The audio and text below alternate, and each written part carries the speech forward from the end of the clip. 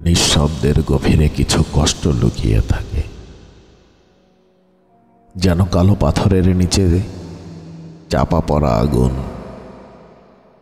যা দগদগে শিখায় জ্বলে উঠতে চায়, তবু বের হতে পারে না। কষ্টগুলো আমাদের শহরের মতো, যেখানে মানুষ হাঁটে মুখোশ পরে, যেখানে শব্দেরা ঝড় তোলে বাতাসে, কিন্তু মনের ভাষা চুপচাপ মরে যায়। এই কষ্টদের কেউ চেনে না। জীবনের কোনো উৎসবের আমন্ত্রণ পত্রে ওদের নাম লেখা থাকে না। তারা অপেক্ষা করে নীরব জানালার পাশে, মেঘের মতো জমতে জমতে বৃষ্টি হতে চায়।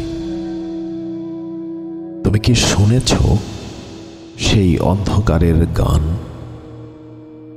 যেখানে রাত্রি ফিসফিস করে বলে যায় অপ্রকাশিত কবিতার লাইন, যেখানে হৃদয়ের শব্দ কোনো এক পুরনো ডায়েরির ভাঁজে চিরকালের জন্য চাপা পড়ে।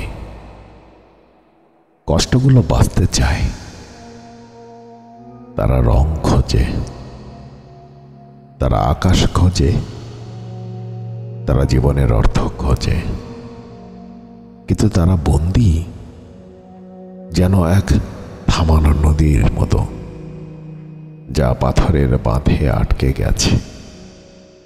তোমার চোখে কি সেই নদীর ছায়া পড়ে, যে নদী গোপনে কান্না করে রাতে, যে প্রতিদিন সূর্যোদয়ের অপেক্ষায় থাকে, তবু আলো কখনো তাকে ছুঁয়ে যায় না? আমাদের বুকের ভেতরে সেই কষ্টরা বাঁচে, তারা আমাদের চিন্তা করে না, তারা শুধু অপেক্ষা করে একটি বিদ্রোহী ঢেউয়ের, একটি অস্থির ঝড়ের, যা সব কিছু ধ্বংস করে মুক্তি আনবে। তাদের কোনো ইতিহাস নেই। তারা ভিখারির মতো হাত বাড়িয়ে দাঁড়িয়ে থাকে জীবনের মোড়ে।